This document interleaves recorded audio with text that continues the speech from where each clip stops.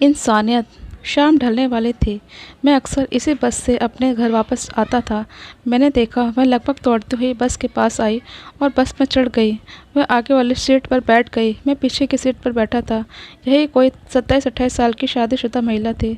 मैं मन ही मन सोच रहा था, आज फिर देर हो गई शायद।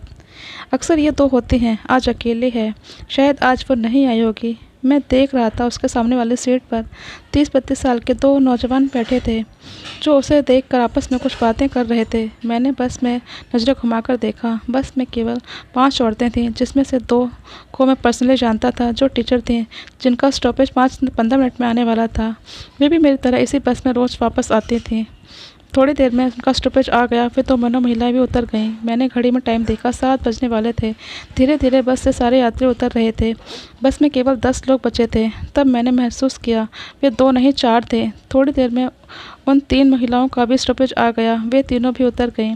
बस में केवल एक महिला बच गई थी। वह एक बुजुर्ग व्यक्ति और मैं। चारों लड़के बार बार मेरी ओर देख रहे थे। शायद वो चारों मेरे बस से नीचे उतरने का इंतज़ार कर रहे थे। मैंने घड़ी में टाइम देखा, 8:30 बज रहे थे। बस रुकी। यही मेरा स्टॉपेज था। यहाँ बस 15 मिनट रुकती थी। ये छोटा चट्टी जैसा था। एक छोटा सा होटल या चाय की दुकान कह लीजिए। 2 पान गुमटी और छोटी मोटी दुकानें थीं, लेकिन वे सब 8 साढ़े 8 बजे तक बंद हो जाती थीं। बस यही एक चाय की दुकान और पान गुमटी अभी तक खुली रहती थी। मेरा घर यहाँ से थोड़ी दूरी पर था। रात में कोई वाहन नहीं मिलने के कारण मैं यहाँ से पैदल धीरे धीरे चला जाता था।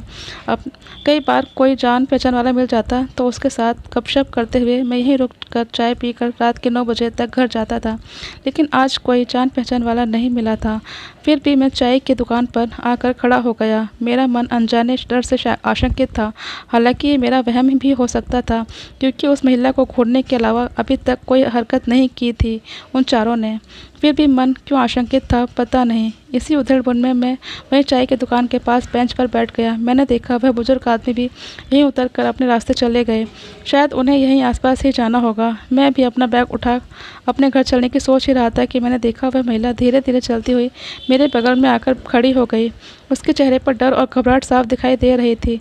मैंने 2 चाय लाने का ऑर्डर किया। उस महिला ने कुछ नहीं कहा, चुपचाप चाय का कप लेकर वहीं बेंच पर बैठ गई। फिर शुरू हुआ बातों का सिलसिला। मैंने पूछा, आज आप अकेले हैं?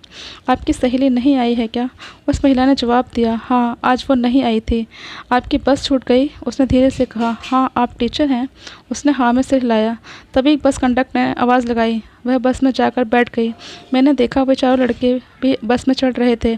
मैंने चाय के पैसे दिए और न जाने किस भावना में बहकर अपना बैग उठाया और दोबारा से बस में चढ़ गया और उस महिला के सीट के पास जाकर पूछा, क्या मैं यहाँ बैठ सकता हूँ? उसने सर उठाकर मेरी ओर देखा और हंसकर बोली, जी बिल्कुल। मैं उसके बगल वाली सीट पर बैठ गया। बस अपनी रफ्तार से बढ़ने लगी। तभी उन चारों में से एक लड़के ने बड़े ही भद्दे अंदाज में ज़ोर से बोला, बस में ही सेटिंग हो गई क्या? क्या किस्मत पाई है साहब, हम लोगन की भी किस्मत खोल दीजिए। इतना कह बोल कर वे चारों ज़ोर ज़ोर से हंसने लगे। जिस बात का मुझे डर था वही हुआ। उन लोगों की नीयत ठीक नहीं लग रही थी। मैं अंदर तक डर गया। मैं मन ही मन सोच रहा था, न जाने मैं किस लफंडे में फंस गया। ये 4 लोग और मैं अकेला, इन सब का क्या बिगाड़ लूँगा? फिर भी मैं इन्हें अकेले भी तो नहीं छोड़ सकता था। अब जो होगा देखा जाएगा। अपने डर पर काबू करते हुए, ऊपर से खुद को नॉर्मल दिखाते हुए उनकी बातों को इग्नोर किया और पॉकेट से मोबाइल निकालकर अपने हाथों में ले लिया। उसमें 100 नंबर डायल पर रख लिया मैंने। इसके अलावा और कोई ऑप्शन भी नहीं था मेरे पास। तभी कुछ ऐसा हुआ जिसकी मैंने कल्पना भी नहीं की थी। बस का कंडक्टर आया और ज़ोर से चिल्लाया, बस रोक, बस रोक। मैंने देखा उसके हाथ में लोहे का बड़ा रिंच था। उसके पीछे पीछे 2 और आदमी बस में चढ़ गए। थोड़ी देर में बस रुक गई। मैं भी हड़बड़ाकर खड़ा हो गया। बस कंडक्टर ने उन चारों से कहा, आप लोगों का स्टॉपेज पीछे ही रह गया। आप लोगों ने वहीं तक का टिकट लिया था, इसलिए आप लोग यहीं उतर जाइए। उन चारों लड़कों में से एक लड़के ने भद्दी गाली देते हुए बोला, पहचान नहीं रहा क्या बे, जो तू हमें यहाँ नीचे उतरने को बोल रहा है? उसके मुंह से शराब की बदबू आ रही थी, लेकिन कंडक्टर भी कम नहीं था। उसने आओ देखा न ताओ 2 थप्पड़ खींचकर उस लड़के को दे दिया। वह लड़का थप्पड़ पड़ते ही बिलबुला उठा और कंडक्टर से हाथापाई पर उतर आया। तभी दूसरा लड़का बीच में आकर बीच बचाव करने लगा। बोला, कंडक्टर साहब, हम यहाँ से कैसे जाएंगे? आप ऐसा कीजिए, हमारा बाईपास तक का टिकट बना दीजिए। बस कंडक्टर थोड़ी देर चुप रहने के बाद बोला, ठीक है, तुम लोग पीछे जाकर बैठ जाओ। वे चारों चुपचाप पीछे जाकर बैठ गए। बस अपनी रफ्तार से आगे बढ़ने लगी। 20 मिनट में उस महिला का स्टॉपेज आ गया।